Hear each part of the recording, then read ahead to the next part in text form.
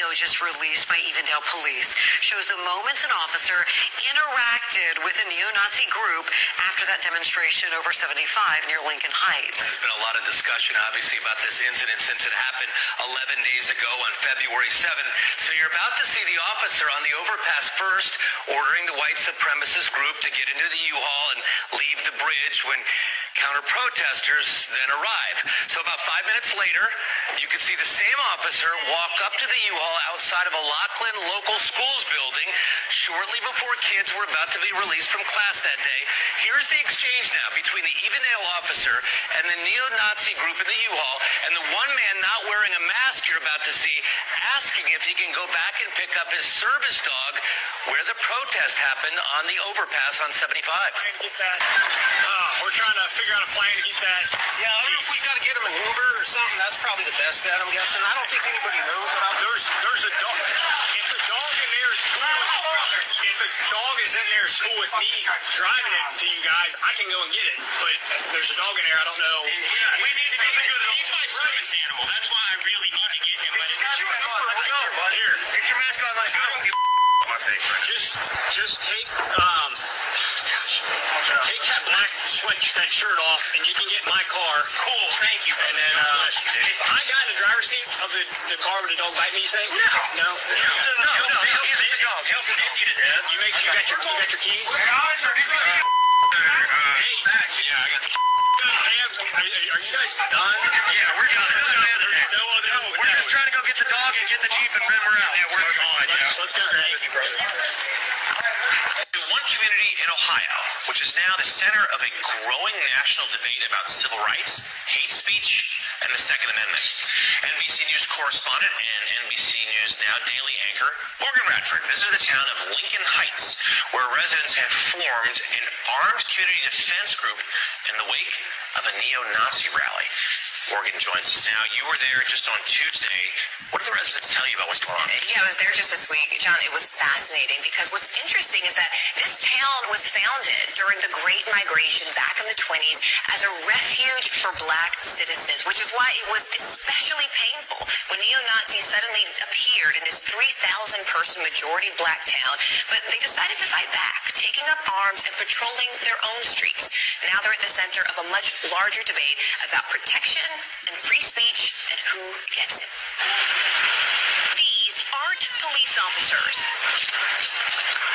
or soldiers. We're business owners, fathers, sons, daughters. These are civilians, members of the Lincoln Heights Safety and Watch Program. It's a duty. Okay, let's go. The duty, protecting their neighborhood, the majority black village of Lincoln Heights, Ohio. After neo-Nazis held a rally here last month, carrying rifles, waving swastikas, and hurling racial slurs, just moments before children were let out of school. At the time, law enforcement officials said the neo-Nazis did not break any laws, but an investigation by county prosecutors is ongoing. Weeks later, the KKK came with these flyers.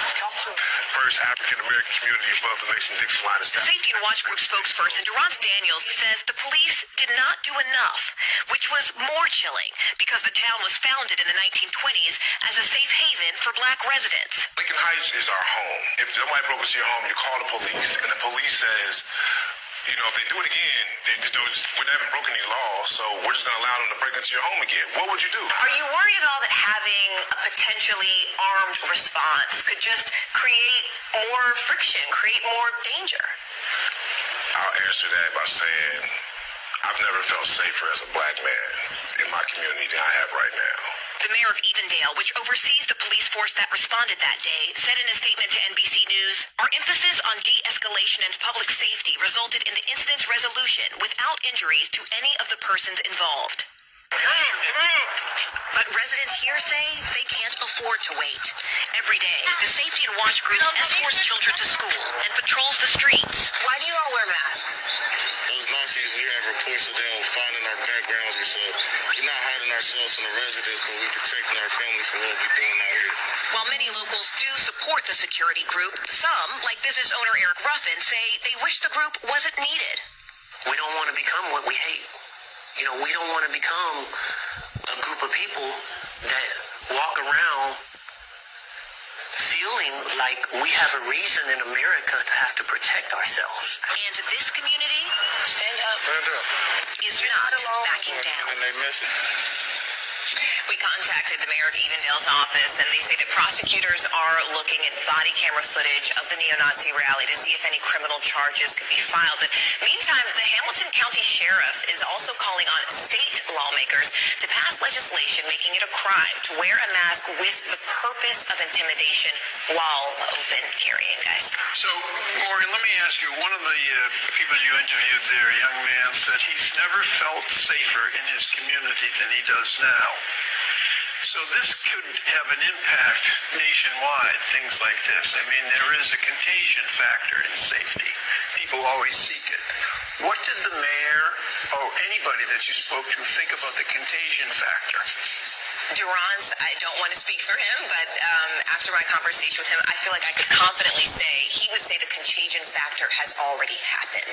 Because when I asked, is this a reaction to a local moment or a national movement? And he said, look at January 6th. He said, you already have people felt emboldened to come here locally because of what they saw nationally. If you can hang from the building of the hallowed halls of the Capitol and then be pardoned, not be prosecuted, why don't you think you can come to a small village of African Americans, only 3,000 people?